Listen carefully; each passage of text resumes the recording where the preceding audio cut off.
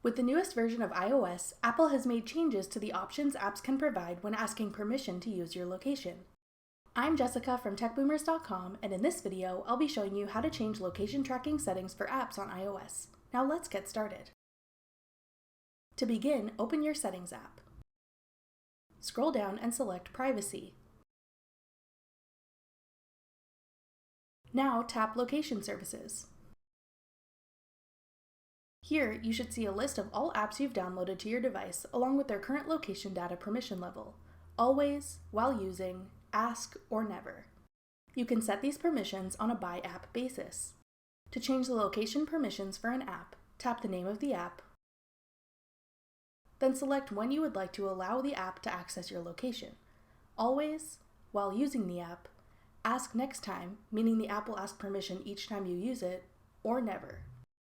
Continue going through your list of apps and selecting a setting for each one. This will prevent apps from accessing your location data when you don't want them to. That's all it takes to change location tracking settings on iOS. Thanks for watching. If you found this video helpful, we'd love it if you'd hit the thumbs up button below and subscribe to our channel.